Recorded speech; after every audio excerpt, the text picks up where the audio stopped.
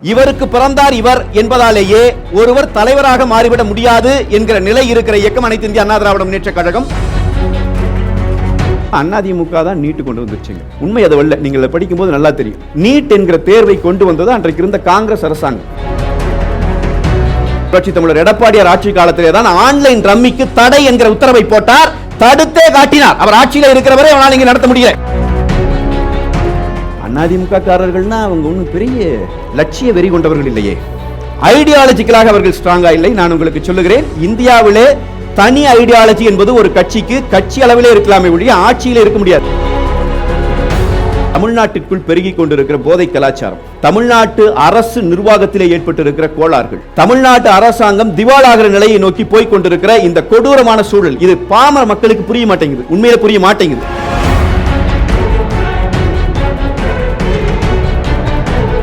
நமது அம்மா நாளிதழின் ஆசிரியரும் அதிமுகவின் செய்தி தொடர்பாளருமான பேராசிரியர் திரு கல்யாண சுந்தரம் அவர்களை வருக வருக என வரவேற்கிறோம். பலத்த கைத்தட்டலுடன் வரவேற்போம். எதற்காக அதிமுகவுக்கு நாங்கள் வாக்களிக்க வேண்டும்? திமுக ஆட்சி நடந்து கொண்டிருக்கிறது. அடுத்து அதிமுகவுக்கு வாக்களிக்கணும், அதிமுகவுக்கு நாங்கள் ஆதரவு தரணும்னா என்ன காரணத்துக்காக? உங்களுடைய கருத்துரையை வழங்குமாறு தாழ்மையுடன் கேட்டுக்கொள்கிறேன். மேடம் முன்னாடியே சொன்னது போல, நான் ஆசிரியர், மாணவர்களோடு உரையாடுகிற வாய்ப்பு, நேரமும் சரியாக 3:30.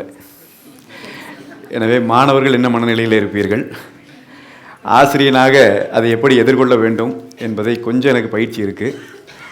பொதுவாக கல்லூரிகளில் பாடம் எடுக்கிற போது, அந்த டைம் டேபிள் போடுகிற போது எனக்கு பொதுவாக இந்த 12:30 மணி வகுப்பு, அப்படி இல்லைன்னா முடிஞ்ச பிறகு ஒரு 2 மணி வகுப்பு போடுவாங்க.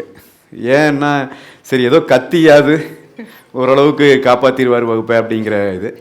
ஆனால் இங்கே அப்படியும் போக முடியாது. ஆனால் அறிவுசார் மாணவர்கள் அமர்ந்திருக்கிறீர்கள். அறிவுசார் மாணவர்களை உருவாக்குகிற அறிவுலகத்தினுடைய மிக முக்கியமான நபர்கள் அமர்ந்திருக்கிறீர்கள். அதனால் நான் சில செய்திகளை உங்களுக்கு சொல்கிறேன். பிறகு நீங்கள் உங்களுடைய வினாக்களை முன்னாடி வைங்க, அதுக்கு நான் பதில் சொல்கிறேன். அண்ணா திராவிட முன்னேற்ற கழகம் என்கிற கட்சியை பொறுத்த வரைக்கும் தமிழ்நாட்டில் இன்றைக்கு 53 வருடங்களை நிறைவு செய்திருக்கிற ஒரு கட்சி. உங்கள் எல்லாருக்கும் நல்லா தெரியும், இந்தியா விடுதலை அடைந்த பிறகு இந்தியா முழுவதுமே 2 பெரும் கட்சிகள், அன்றைக்கு காங்கிரசும் கம்யூனிஸ்ட் கட்சியும், எல்லா மாநிலங்களையும் அவர்கள் பகிர்ந்து கொண்டிருந்த நேரத்தில் முதல் பெரு வெடிப்பு அப்படின்னு சொன்ன அரசியலில் கேரளாவில் நடந்துச்சு. கேரளாவில் காங்கிரஸ் இல்லாத ஒரு கவர்மெண்ட்டை உருவாக்கி காட்டினாங்க நம்பூதிரிப்பாட் தலைமையில். அதன் பிறகு காங்கிரஸ் இல்லாத ஒரு அரசு அப்படிங்கிறது தமிழ்நாட்டில் நடந்துச்சு. அதை அறிஞர் அண்ணா அவர்கள் இங்கே உருவாக்கி காட்டினார். ஏன் காங்கிரஸ் இல்லாத அரசுங்கிறது நம்ம இன்னைக்கும் பெருமையா சொல்றோம் அப்படின்னா, அது பெருமையா சிறுமையாங்கிறது ரெண்டாவது. தேசிய கட்சிகளிடமிருந்து மாறுபட்டு தமிழ்நாட்டு மக்கள் மாநில கட்சிக்கு அதிகாரத்தை கொடுத்தார்கள். 1967 நடந்த அந்த மாற்றம் இன்றைக்கு அரை நூற்றாண்டுகளை எல்லாம் கடந்து நாம் அதுக்குள்ளே பயணிச்சுட்டு இருக்கிறோம். அதற்கு காரணமாக இருந்த கட்சி, அந்த மாற்றம் நடந்த போது இருந்த கட்சி. அதன் பிறகு அண்ணா அவர்களினுடைய மறைவுக்கு பிறகு திமுகவினுடைய தலைமை அவர்களோடு ஏற்பட்ட முரண்பாட்டின் காரணமாக 1972 கட்சியாக தொடங்கி இன்றைக்கு 2026 நான் உங்கள் முன்னால் பேசிக் கொண்டிருக்கிறேன். இந்த காலகட்டத்தில் 53 ஆண்டுகளை நிறைவு செய்து 54வது வருஷத்தில் இந்த கட்சி இருக்கிறது.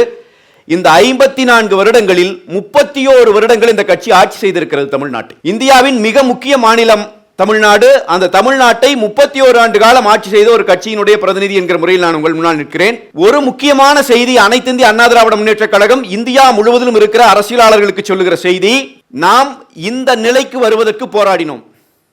200 ஆண்டு காலம் பிரிட்டிஷ் ஆட்சியாளர்களோடு போராடினோம். அதற்கு முன்னாலும் பல இடங்களில் பல போராட்டங்கள், ஆண்டைகளுக்கும் பண்ணைகளுக்கும் எதிராக பல வடிவ போராட்டங்கள் நடந்திருக்கு. இந்த ஆயிரக்கணக்கான ஆண்டுகால போராட்டம் எதற்கானது? ஜனநாயகத்திற்கானது. நான் இந்த மண்ணிலே பிறக்கிற மனிதன், எனக்கு என்னை யார் ஆள வேண்டும் என்கிற அதை தேர்ந்தெடுக்கிற உரிமை வேண்டும் என்று கேட்பதுதான் மனித குலத்தினுடைய மனிதன் பிறப்பதிலே இருக்கிற மகா பெரும் விஷயம். திலகர் சொன்னதை போல அது ஒரு பர்த் ரைட் இல்லைங்களா? சுதந்திரம் என்பது பிறப்புரிமைன்னு சொன்னார் இல்லையா? ஜனநாயகம் தான் அதனுடைய நாம் வந்து சேர விரும்பிய இடம். அந்த இடத்துக்கு வந்திருக்கிறோம். அண்ணா திராவிட முன்னேற்ற கழகத்தை பொறுத்த வரைக்கும் ஜனநாயகத்தை இன்றைக்கும் பேணி பாதுகாக்கிற ஒரு இயக்கம். இவருக்கு பிறந்தார் இவர் என்பதாலேயே ஒருவர் தலைவராக மாறிவிட முடியாது என்கிற நிலை இருக்கிற இயக்கம் அனைத்து இந்திய அண்ணா திராவிட முன்னேற்ற கழகம்.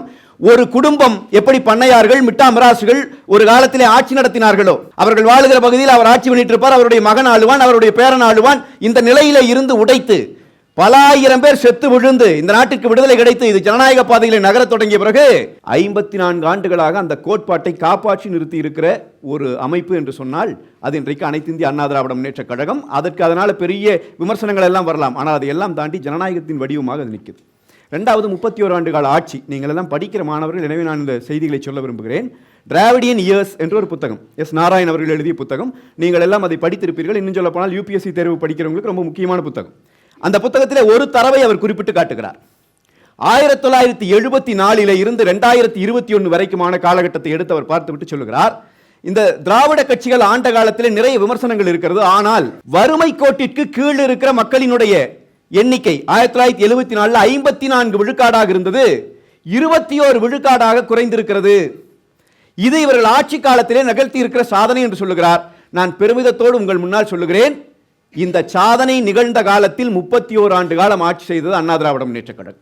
அப்ப ஏன் இந்த கட்சிக்கு வாக்களிக்க வேண்டும்? இந்த கட்சி எதை நோக்கி போனது என்பதை பார்க்கணும். இந்த கட்சி கொண்டு வந்திருக்கிற திட்டங்கள் என்ன என்பதை பார்க்கணும். புரட்சி தலைவர் எம்ஜிஆர் அவர்கள் அவருடைய காலத்தை இன்றைக்கும் நாம் சொல்லுகிறோம். சத்துணவு திட்டம், அது நான் உங்களுக்கு சொல்ல வேண்டிய அவசியம் இல்லை, எல்லாருக்கும் கட்டாயம் தெரிஞ்சிருக்கும். சத்துணவுங்கிறது பார்க்கறதுக்கு சாதாரணமான திட்டம். இன்னும் சொல்ல போனால் சில இந்த ஜென்சி தலைமுறையை சேர்ந்த பிள்ளைகள் வந்து அதை சரியா உள்வாங்கிக்கிறது கூட இல்லை. என்னங்க சாப்பாடு ஓட்டது பெரிய விஷயமானது? அப்படி அல்ல. அரிசி சாப்பாட்டை பார்க்கறதுக்கு 6 மாத காலம் காத்திருக்க வேண்டும் என்கிற நிலை இருந்த ஒரு காலம். தீபாவளிக்கோ பொங்கலுக்கோ தான் ஒரு வீட்டில் இட்லி செய்ய முடியும். இட்லி என்பது பலகாரமாக இருந்த ஒரு காலம். அது கூட ஏழைகளுக்கு கிடைக்காது என்கிற நிலை இருந்த காலத்தில் பள்ளிக்கூடத்துக்கு கூப்பிட்டு வந்து பையனை படிக்க வைக்கணும்னா அந்த பையன் முதல்ல பசியாரி இருக்க வேண்டும், அந்த பொண்ணு பசியாரி இருக்க வேண்டும் அப்படின்னு ஒரு அதுக்காக கொண்டு வரப்பட்ட திட்டம் தான் சத்துணவு என்கிற திட்டம். அந்த திட்டத்திற்கு மிகப்பெரிய சிரமப்பட்டார். மத்திய அரசிடமிருந்து அன்றைக்கு நிதி பெறுவதற்கு இந்த சிக்கல்களை எல்லாம் தாண்டி அந்த திட்டத்தை அமுல்படுத்தி காட்டினார். அதனுடைய விளைவு இன்றைக்கு தமிழ்நாட்டிலே இருந்து லட்சக்கணக்கான இளைஞர்கள் உலகம் முழுவதும் பரவி அறிவுலகவாதிகளாக மிளிர்ந்து கொண்டிருக்கிறார்களே. இந்தியாவினுடைய அந்நிய செலாவணியை கொண்டு வந்து கொடுப்பதிலே தமிழர்கள் முன்னிலையிலே நிற்கிறார்களே. அன்றைக்கு அந்த இன்ஜினியரிங் முடிச்சுட்டு அந்த மெடிசன் படிச்சுட்டு அல்லது பல்வேறு துறைகளில் படிச்சுட்டு இன்றைக்கு உலகம் முழுக்க இந்தியா முழுக்க இருக்கிறவர்கள் அந்த சத்துணவு திட்டத்தால் பயனடைந்து அதற்காகவே பள்ளிக்கூடத்திற்கு வந்த பிள்ளைகள் அவர்கள் வெற்றி பெற்று காட்டினார்கள். எனவே இது ஒரு விஞ்ஞானபூர்வமான திட்டம் என்பதை அவர் காட்டினார். அதே மாதிரி இன்னைக்கு இருக்கிற இன்ஜினியரிங் காலேஜஸ் இனி தொழில்நுட்ப யுகம் வரப்போகிறது என்பதை உணர்ந்த புரட்சி தலைவர் எம்ஜிஆர் அவர்கள் இன்ஜினியரிங் காலேஜ் இப்ப நிறைய பேர் விமர்சனமாக கூட வைப்பாங்க. செல்ஃப் ஃபினான்சிங் காலேஜ் அவர் காலத்தில் தான் வந்துருச்சு. அது அப்படி அல்ல. செல்ஃப் ஃபினான்சிங் காலேஜஸ்க்கு அனுமதி கொடுக்கிறார். கொடுத்து விட்டு அவர் ஒரு திட்டத்தை கொண்டு வருகிறார். நீங்கள் எல்லாம் நாளைக்கு பிளானிங் கமிஷனில் இருக்க போறவங்க, நீங்கள் கட்டாயமாக அந்த விஷயங்களை தெரிந்து கொள்ள வேண்டும். தெரிந்து வைத்திருப்பீர்கள் நிறைய பேர்.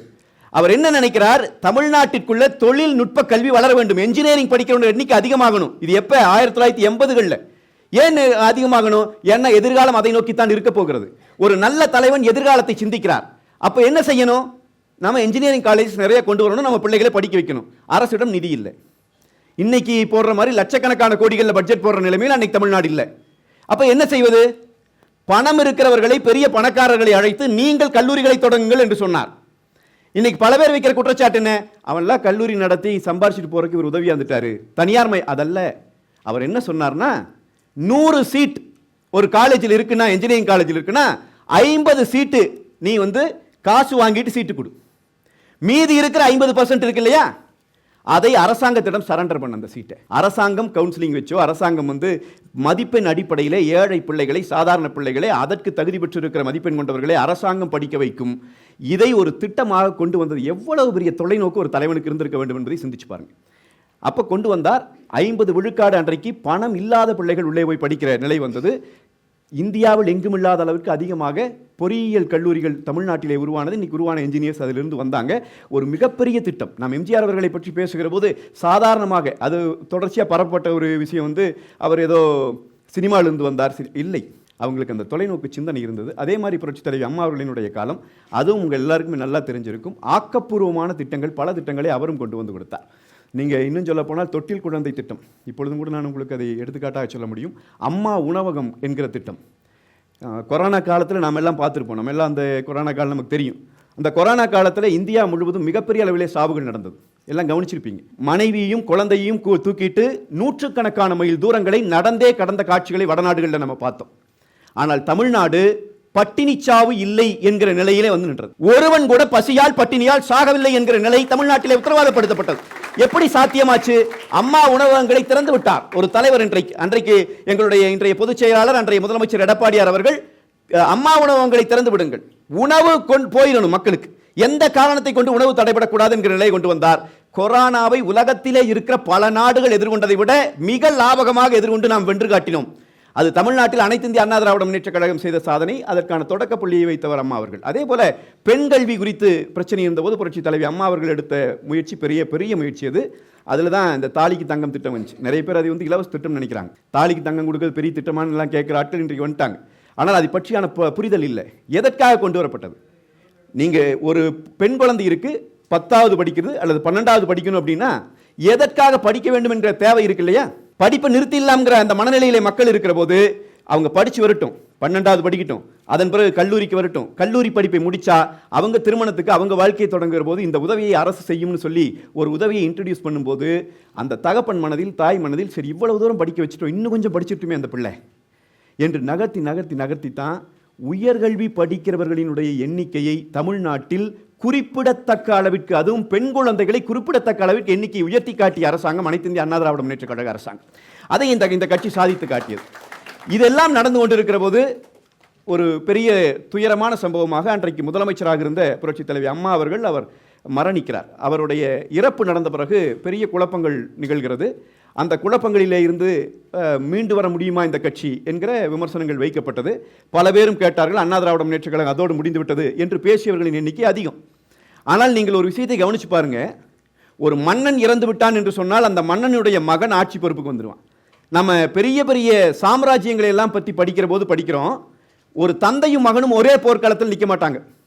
ரொம்ப ரேரான சீன் தான் நீங்கள் எடுக்க முடியும் ஹிஸ்டரியில். ஏன்? ஒருவேளை அவருக்கு ஏதாச்சும் ஆச்சுன்னா இவர் என்ன பண்ணுவார்? அந்த இடத்தை நிரப்புவார். 10 பிள்ளைகள் இருந்தால் வரிசைப்படி பிள்ளைகள் எடுத்துட்டு போயிடுவாங்க. ஆனால் ஜனநாயகம் இந்த கோட்பாட்டிற்கு முரணானது. அது தலைவர்களை மக்களிலே இருந்து உருவாக்குகிற கோட்பாடு தான் ஜனநாயகம். எனவே ஒரு தலைவர் மரணிப்பதற்கு முன்னால் நான் போன பிறகு பார்த்து இவரை தலைவர் ஆக்கிக்கோங்க என்று சொல்லிவிட்டு போகக்கூடாது. அது ஜனநாயக விரோதம்.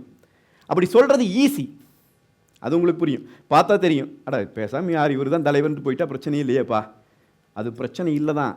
ஆனால் பிரச்சனைகளே இருந்தாலும் ஜனநாயகம் காப்பாற்றப்பட வேண்டும் என்று சொன்னால் ஒரு தலைவன் தனக்கான சக்சஸர் சொல்லிட்டு போகக்கூடாது. அம்மா அவர்கள் அப்படி யாரையும் சொல்லவில்லை.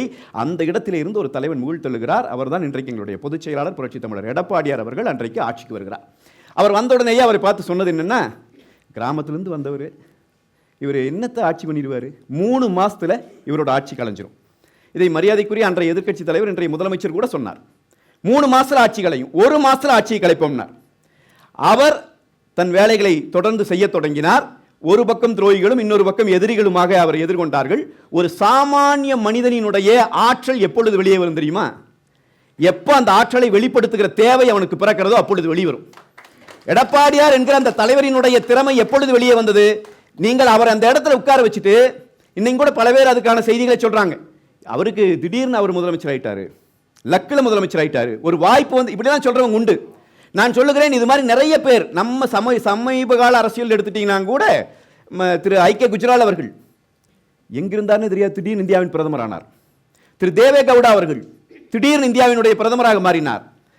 திரு வி.பி. சிங் அவர்கள், அவங்கெல்லாம் சாதாரண மதிப்பு இல்லை, குறைச்சி மதிப்பு இல்லை, அவங்கெல்லாம் பெரிய லெஜெண்ட் அவங்கெல்லாம். ஆனால் அவங்க எல்லாரும் இப்படியெல்லாம் வாய்ப்புகள் நிறைய பேர் கிடைச்சது. இங்கேயும் கூட மரியாதைக்குரிய ஓ பன்னீர்செல்வம் அவர்களுக்கு வாய்ப்பு கிடைச்சது. வாய்ப்பு கிடைப்பது என்பதல்ல, யார் கிடைத்த வாய்ப்பை சரியாக வைத்து தன்னுடைய இடத்தை நிலைநிறுத்திக் கொண்டு அதை வைத்து தான் ஆற்ற வந்த பணியை ஆற்றுகிறார்களோ அவர்கள் திறமைசாலிகள். அவர்கள் தான் அரசியலாளர்களாக உயர முடியும். அவர்கள் தான் அரசியல் தலைவர்கள். இங்கே நல்லவனாக மக்களுக்கு இருக்க வேண்டும், வல்லவனாக சக அரசியல்வாதிகளுக்கு இருக்க வேண்டும். அப்படி இருந்தால் தான் இங்கே தலைவர்கள் உருவாக முடியும். தனக்கு கிடைத்த வாய்ப்பை மிகச்சரியாக பயன்படுத்தினார். 4.5 ஆண்டு காலம் அவருடைய ஆட்சி. அதிலே 2 ஆண்டு காலம் கொரோனால போச்சு. கொரோனாவை நான் உங்களுக்கு சொல்லுவதற்கு காரணம், அதை மிகச்சிறப்பாக எதிர்கொண்ட ஒரு முதலமைச்சர் அவர். மீதி இருந்த 2 ஆண்டு காலத்தில் அதிமுக என்ன செய்தது, அதிமுகவின் ஆட்சி காலம் என்ன செய்தது நான் உங்களுக்கு சொல்லுகிறேன். தஞ்சை டெல்டா மாவட்டத்திலே இருக்கிற நிலம் பறிபோய்விடும் என்கிற நிலை வந்த போது, மீத்தேன் எடுக்கிற திட்டத்தால் அந்த நிலம் எடுக்கப்படும் என்று சொன்னால், அந்த திட்டத்தின் காரணமாக அங்கே இருக்கிற மக்கள் பாதிக்கப்பட்டார்கள்னா விவசாயிகள் அகதிகளாக வெளியேற்றப்பட வேண்டிய ஒரு நிலை வந்து சேரும். அப்படி ஒரு நிலை வந்தபோது பாதுகாக்கப்பட்ட வேளாண் மண்டலமாக அதை உறுதி செய்து எந்த விதமான நாசகர திட்டங்களையும் அந்த இடத்திலே கொண்டு வர முடியாதபடிக்கு தடுத்து நிறுத்தி காட்டிய முதலமைச்சர் புரட்சி தமிழர் எடப்பாடியார். அன்றைக்கு அவர் அதை செய்து காட்டினார். அதற்கும் பல்வேறு எதிர்ப்புகள் இருந்துச்சு. அதே மாதிரி நீட் தேர்வு மிக முக்கியமான விஷயம். படிக்கிற மாணவர்கள் என்பதால் நான் உங்களிடம் அதை அழுத்தம் திருத்தமாக சொல்ல வேண்டும். நிறைய பேர் இன்றைக்கு சொல்வது அதிமுக தான் நீட்டு கொண்டு வந்துருச்சுங்க. உண்மை அது அல்ல. நீங்கள் படிக்கும்போது நல்லா தெரியும். நீட் என்கிற தேர்வை கொண்டு வந்தது அன்றைக்கு இருந்த காங்கிரஸ் அரசாங்கம். அப்ப இந்த தேர்வை உள்ளே கொண்டு வர்றாங்க. இந்த தேர்வை கொண்டு வந்த பிறகு அவர்கள் நமக்கு சொல்லுகிற செய்தி என்ன அப்படின்னா, தமிழ்நாட்டிலே இருக்கிற இந்த கல்லூரிகள், மருத்துவக் கல்லூரிகளில் மட்டும் இந்த தேர்வு நாங்கள் கொண்டு வர மாட்டோம், தமிழ்நாட்டுக்கு நாங்கள் விலக்கு வாங்கி கொடுத்தோம் என்பதை சொன்னார்கள். பிறகு உச்சநீதிமன்றம் தலையிட்டது, பிறகு அது ரத்து பண்ணிச்சு, மறுபடியும் அரசு கொண்டு வருது. இதெல்லாம் நடக்குது. நடந்த பிறகு 2016 சட்டமன்ற தேர்தல் பிரச்சாரத்தில் அதிமுக மிக தெளிவாக சொல்லுகிறது, நீட் தேர்வை நாங்கள் ஏற்க மாட்டோம். இது அதிமுக புரட்சித் தலைவி அம்மா அவர்கள் பேசியது, பிரச்சாரத்தில் பேசியது இன்றைக்கும் இருக்கிறது. அதன் பிறகு அவர்கள் மறைந்து நீட் தேர்வு உச்சநீதிமன்ற தீர்ப்பின் காரணமாக தமிழ்நாட்டிலே நடத்தணுங்கிற நிலை வருகிற போது, இதை நிறுத்த முடியாது என்கிற நிலை வந்த பிறகு ஒரு தலைவர் யோசிக்கிறார், ரைட், நாம இந்தியாவினுடைய கான்ஸ்டிடியூஷனுக்கு உட்பட்டு ஒரு ஆட்சியை நடத்துகிறோம், உச்சநீதிமன்றத்தினுடைய தீர்ப்பு நீட் தேர்வை நான் நடத்தியாக வேண்டும் என்றால், இந்த நீட் தேர்வினால் ஏற்படுகிற பாதிப்பில் இருந்து இந்த மாநிலத்தை காப்பாற்றுவது எப்படி? என்ன பாதிப்பு வரும்? நீட் தேர்வு வந்துச்சுன்னா தனிப்பயிற்சி எடுக்கிற வாய்ப்பு என்பது ஏழை குழந்தைகளுக்கு, கிராமங்களிலே இருக்கிற குழந்தைகளுக்கு வாய்ப்பில்லை. நகர்ப்புற குழந்தைகள் கொஞ்சம் வாய்ப்பு இருக்கும், அவர்கள் எடுப்பார்கள். அப்ப அந்த குழந்தைகளை எப்படி பாதுகாப்பது? அப்ப யோசிச்சு ஒரு முதலமைச்சர், அன்றைக்கு இருந்த எங்கள் இன்றைய பொதுச் செயலாளர், அன்றைய முதலமைச்சர் புரட்சித் தமிழர் எடப்பாடியார் அவர்கள் 7.5 விழுக்காடு அரசு பள்ளி மாணவர்களுக்கு உள்இட ஒதுக்கீடு என்கிற ஒரு புரட்சிகரமான திட்டத்தை கொண்டு வந்தார். இந்த திட்டத்தில் இருக்கிற செய்தி என்னன்னா, அரசு பள்ளிக்கூடத்தில் படிக்கிற பிள்ளைகள், சாதாரண குடும்பங்களில் இருந்து படிக்கிற பிள்ளைகள் தான் அவர்கள். அவர்களுக்கு 100 சீட்ல 7.5 சீட்டு, 200 சீட் இருந்துச்சுன்னா 5 சீட் அவங்களுக்கு கொடுத்தாகணுங்கிற அந்த ஒதுக்கீட்டு முறையை கொண்டு வந்ததோடு இல்லை, அந்த முறைக்கு ஆளுநர் கையெழுத்து போடவில்லை. அந்த சட்டத்தை அவர் போட்ட போது ஆளுநர் கையெழுத்து போடல. 3 முறை அமைச்சர்களை அனுப்பி ஆளுநரை சந்திக்க சொல்லுகிறார். மீண்டும் மீண்டும் போய் சந்தித்தார்கள். அண்ணன் ஜெயக்குமார் அவர்கள் உட்பட போய் சந்தித்து அதை விளக்கினார்கள். இதை நீங்க கொடுக்கணும்னு. ஆளுநர் கையெழுத்து போடல. என்ன செய்திருக்கணும்? கருப்பு கொடியை தூக்கிட்டு ஆளுநர் வீட்டு முன்னாடி ஓடி இருக்கணும். ஆட்டுக்கு தாடி நாட்டுக்கு ஆளுநர் எதற்கு தேவை என்று ஒரு அறிக்கை விட்டிருக்கணும். எல்லாத்தையும் முறிச்சு நாங்கள் அடிபணிய மாட்டோம், நாங்கள் பண்ண மாட்டோம் என்றாவது பேசியிருக்க வேண்டும். எந்த ஸ்டண்ட்டும் செய்யவில்லை. மாறாக என்ன செய்தார் தெரியுமா? இந்திய அரசியல் அமைப்பு சட்டம் ஒரு முதலமைச்சருக்கு கொடுத்திருக்கிற அதிகாரத்தை பயன்படுத்தினார். படிக்கிற மாணவர்கள் நீங்கள் எடுத்து பார்க்க வேண்டும். செக்ஷன் 162B இந்தியாவில் முதல் முறையாக பயன்படுத்தி அவசர சட்டம் போட்டு நீட் தேர்விலே 7.5 விழுக்காடு இடஒதுக்கீடு இந்த ஆண்டே அமலுக்கு வரும் என்று அறிவித்தார். அந்த ஆண்டே ஆயிரக்கணக்கான பிள்ளைகள் உள்ளே நுழைந்தார்கள். இது அதிமுக செய்திகள். அது மட்டும் இல்லை, கிராமப்புற குழந்தைகள், அரசு பள்ளிக்கூட குழந்தைகளை மெடிக்கல் காலேஜுக்கு கொண்டு வர வழியை கொண்டு வந்துட்டோம். மெடிக்கல் காலேஜுக்கு போயிடுவான், கட்டுறக்கு ஃபீஸ் மிக மிக வறுமையான குடும்பத்தில் இருந்து வருகிற குழந்தைகள். அப்ப அறிவிச்சார், அந்த கட்டணத்தை முழுமையாக அரசாங்கம் ஏற்கும் செய்து காட்டினார். இன்றைக்கும் அது ஏற்கிறது. அந்த 7.5% போற பிள்ளைகள் இன்றைக்கு 6000க்கும் மேற்பட்ட பிள்ளைகள் வந்துட்டாங்க அப்படிங்கிறதா அதுல ஸ்டாட்டிஸ்டிக்ஸ். அப்ப இது அதிமுக செய்து காட்டிய சாதனைகளிலே மிக முக்கியமான சாதனை. இது எடப்பாடியார் அவர்களின் சாதனையை மட்டும் நான் குறிப்பிட்டு சொல்கிறேன். சமீப காலத்தில் நடந்தது என்கிற காரணத்துக்காக சொல்லுகிறேன். அதே மாதிரி குடிமராமத்து பணி இன்னைக்கு சூழலியல் குறித்த பெரிய ஆர்வம் வந்திருக்கிறது. இன்னைக்கு கூட நீங்க எந்த கட்சியையும் சாராத இளைஞர்களை நீங்க வெளியே நின்று பிளாஸ்டிக் குப்பைகளை அகற்ற வேண்டும் வாங்கன்னு கூப்பிட்டீங்கன்னா தமிழ்நாட்டில் ஆயிரக்கணக்கான இளைஞர்கள் அணிதிரண்டு வருவார்கள். அவங்க மனநிலையில் அது இருக்கு இல்லைங்களா? இதை ஒரு முதலமைச்சர் கவனிக்கிறார். பிளாஸ்டிக் பைகளுக்கு தடை விதித்த ஆட்சி எடப்பாடியார் அவர்களினுடைய ஆட்சி. இன்றைக்கு அந்த நிலை இல்லை. குடிமராமத்து பணிகளை அவர் கொண்டு வருகிறார். குடிமராமத்து பணிங்கிறது பழைய ஏரிகள், குளங்கள், குட்டைகள் இதெல்லாம் இன்றைக்கு மண்மூடி அங்கே மாசுபடிந்து கிடக்கிற நிலையை மாற்றி நிலத்தடி நீரினுடைய அளவை அதிகரிக்க வேண்டும் என்பதற்காக உருவாக்கப்பட்ட அந்த திட்டம் அங்கங்க அது தூர்வாரப்படுகிறது. விளைவு என்ன தெரியுமா? மேட்டூர் அணையில 100 அடிக்கும் மேல 139 நாட்கள் தண்ணீர் நின்ற சரித்திரமே அவர் காலத்திலே நிகழ்த்தப்பட்ட சரித்திரம் தான். 33 கூட்டு குடிநீர் திட்டங்களை கொண்டு வந்தார். இதெல்லாம் அவர் காலம். அதே மாதிரி ஆன்லைன் ரம்மி மிகப்பெரிய நோய். இளைஞர்கள் உங்களுக்கு தெரியும், அதனால் நான் உங்க கூட பேசுறேன். மிகப்பெரிய நோய் அது. அந்த நோயை எப்படி குணப்படுத்துறது தெரியாம தவிச்ச நேரம். அது ஒரு புற்றுநோய். பேரண்ட்ஸ்க்கு தெரியாம எத்தனையோ குழந்தைகள் தங்கள் வாழ்க்கையை இழந்தார்கள். வெறும் போனை கையில வச்சுட்டு ஆயிரக்கணக்கான லட்சக்கணக்கான ரூபாயை தொலைத்து விட்டு தற்கொலை செய்து கொண்டவர்களினுடைய இளைஞர்களுடைய எண்ணிக்கை ரொம்ப அதிகம். குடும்பங்கள் நாசமாய் கொண்டிருந்தது. இதை தடுக்க வேண்டும் என்கிற நிலை வந்த போது லாட்டரி சீட்ட புரட்சி தலைவி அம்மா அவர்கள் தடுத்து நிறுத்தி தமிழ்நாட்டை காப்பாற்றினார், தாய்மார்களை காப்பாற்றினார். அதன் பிறகு புரட்சி தமிழர் எடப்பாடியார் ஆட்சி காலத்திலே தான் ஆன்லைன் ரம்மிக்கு தடை என்கிற உத்தரவை போட்டார். தடுத்தே காட்டினார். அவர் ஆட்சியில் இருக்கிறவரை அவனால் இங்கே நடத்த முடியல. ஆட்சி போன பிறகு போய் கோர்ட்ல வென்றுட்டு வந்துட்டோம்னு சொல்லி மறுபடியும் ஒரு 1.5 வருஷம் அதை கொண்டு வந்துட்டு இருந்தாங்க. அப்ப அவருடைய ஆட்சி காலம் என்பது முழுக்க மக்கள் நலத்திட்டங்கள் கொடுக்கப்பட்டு தமிழ்நாட்டினுடைய முன்னேற்றத்தை கனவிலே வைத்திருந்த ஒரு ஆட்சி காலம். அதிமுக இன்றைக்கும் அதைத்தான் சொல்லுகிறது. அதிமுக கொடுக்கிற மக்கள் நல திட்டங்கள் என்பவை இன்வெஸ்ட்மெண்ட் பிளான். நான் இப்போ என்னுடைய பேச்சில் பேசும்போது நான் திமுகவை குறை சொல்லக்கூடாது என்பதற்காக மாணவர்களிடம் பேசும்போது நான் அதெல்லாம் சொல்லவில்லை. இருந்தாலும் நான் ஒரு செய்தி சொல்கிறேன். இப்போ கூட அந்த 1000 ரூபா கொடுக்குற திட்டம் ஒன்று இருக்குது இல்லைங்களா? அந்த 1000 ரூபா கொடுக்குற திட்டத்தை முதலமைச்சர் அவர்கள் அவர் எதிர்க்கட்சி தலைவராக இருக்கும்போது அறிவித்தார். பிறகு வெகு காலம் கொடுக்கப்படலை, அதன் பிறகு கொடுக்குறாங்க. இதில் எல்லாருக்கும் நேரம் அதுக்கு பிறகு குறிப்பிட்ட தகுதி கொண்டவர்களுக்கு மட்டும் என்று சொல்லி கொடுக்குறார்கள். ஆனால் நான் சொல்லுகிறேன், அதிமுக ஆட்சி இழந்தது 2021 இன்றைக்கு வரைக்கும் மாதம் 1000 ரூபாயை கொடுத்து கொண்டு இருக்கிறது அதிமுக. யாருக்கு? அதிமுக ஆட்சியிலிருந்து விலகுகிற போது ஒரு பவுன் தங்கத்தினுடைய விலை 25,000 ரூபாய். இன்னைக்கு ஒரு பவுன் தங்கத்தினுடைய விலை 1 லட்சம் ரூபாய். 5 வருட ஆட்சி முடிகிற போது நீங்கள் எடுத்து பார்த்தாலும் அந்த தங்கம் அன்றைக்கு கொடுத்த தங்கம் இன்றைக்கு வளர்ந்து நிற்கிறது. இன்னைக்கு ஒரு 1 லட்சம் ரூபாய் ஒரு பவுன் கையில் வச்சிருக்கிறோம். தாலிக்கு தங்கம் திட்டத்தில் 1 பவுன் வாங்கினவன் இன்னைக்கு கொண்டு போய் அதில் ஒரு 50-60,000 ரூபாய்க்கு ஒரு பெட்டி கடையை வைத்து தன்னுடைய வாழ்வாதாரத்தை அவனால் பெருக்கிக் கொள்ள முடியும். லட்சக்கணக்கான கிலோ தங்கம் தமிழ்நாட்டிற்குள்ளே வந்தது அந்த திட்டத்தின் மூலமாக. அதெல்லாம் இன்வெஸ்ட்மெண்ட். ஒரு அரசாங்கம் எப்படி செய்யணும்? இயற்றலும் ஈட்டலும் காத்தலும் காத்த வகுத்தலும் வல்லது அரசு. அதுதான் வள்ளுவன் நமக்கு காட்டிய வழி. அரசாங்கம் எப்படி செய்யப்படணும்? இயற்றணும், ஈட்டணும். ஈட்டுனதை என்ன செய்யணும்? காத்து வச்சு சரியா வகுத்து கடைசி மனிதன் வரைக்கும் கொண்டு போய் சேர்க்கணும் அந்த வளத்தை. இதை செய்வதற்கு ஒரு அரசாங்கம் செஞ்சது. இதெல்லாம் நாங்கள் செஞ்சாலும் அதிமுக குறித்து பொதுவாக இருக்கிற பார்வை என்னன்னா, அதிமுக காரர்கள்னா அவங்க ஒன்றும் பெரிய லட்சிய வெறி கொண்டவர்கள் இல்லையே, உணர்ச்சி பொங்க பேசுகிறவர்களாக இல்லை, நிறைய அவங்களுடைய இதில் பார்த்தீங்கன்னா யாரையும் எதிர்த்து சண்டை போடுகிறவர்களாக இல்லை, ஐடியாலஜிக்கலாக அவர்கள் ஸ்ட்ராங்காக இல்லை. நான் உங்களுக்கு சொல்லுகிறேன், இந்தியாவிலே தனி ஐடியாலஜி என்பது ஒரு கட்சிக்கு கட்சி அளவிலே இருக்கலாமே ஒழிய ஆட்சியில் இருக்க முடியாது. ஏன்னா எல்லா பார்ட்டிக்குமான ஐடியாலஜி தான் இந்தியாவுடைய கான்ஸ்டிடியூஷன். யார் வந்தாலும் அதை நாம நடைமுறைப்படுத்தணும். அப்ப அதை நடைமுறைப்படுத்துவதே ஒரு கொள்கையாக ஒரு கட்சி இருந்திருக்கிறது. அதை மிகச் தெளிவாக செய்திருக்கிறார்கள் என்பதை தான் நான் கொண்டு வர்றேன். இன்னொரு செய்தி, எந்த தனிப்பட்ட குழுவையோ எந்த தனி மனிதனையோ ஐடியாலஜிக்கலா எதிர்க்காத கட்சி அதிமுக. இந்த குழு ஆகாது, இந்த மொழி பேசுறவன் ஆகாது, இந்த மதம் இருக்கிறவன் ஆகாது, இந்த ஜாதிக்கார, இந்த சிந்தனை அதிமுக கிடையாது. தமிழ்நாட்டின் நிலப்பரப்பிற்குள் வாழ்ந்து கொண்டிருக்கிற அனைத்து உயிர்களுக்குமான அரசியலை அனைத்து இந்திய அண்ணா திராவிட முன்னேற்றக் கழகம் எடுக்கும். அப்ப எதற்காக இனி வாக்களிக்க வேண்டும்? நான் உங்களுக்கு சொல்லுகிறேன், இன்றைய நிலையிலே இருந்து தமிழ்நாட்டிற்குள் பெருகி கொண்டிருக்கிற போதை கலாச்சாரம், தமிழ்நாட்டு அரசு நிர்வாகத்திலே ஏற்பட்டிருக்கிற கோளாறுகள், தமிழ்நாட்டு அரசாங்கம் திவாலாகிற நிலையை நோக்கி போய் கொண்டிருக்கிற இந்த கொடூரமான சூழல், இது பாமர மக்களுக்கு புரிய மாட்டேங்குது. உண்மையில புரிய மாட்டேங்குது, நான் வெளிப்படையா சொல்றேன். ஆனால் படிக்கிற மாணவர்களுக்கு அது தெரியும். இந்த இடத்தை மீட்டெடுக்கணும்னு சொன்னா, இதை சரிப்படுத்தணும்னு சொன்னா வெறும் கும்பல்களால் இனி முடியாது.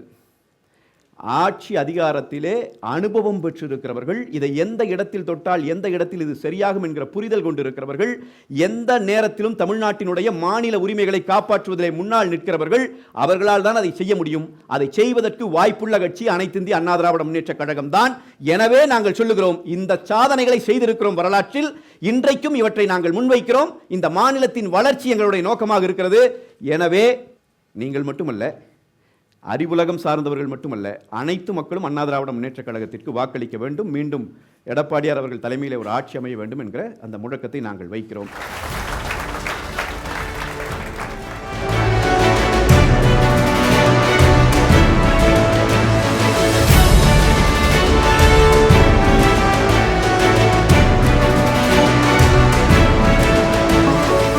மின்னம்பலம்.com தமிழின் முதல் மொபைல் பத்திரிகை.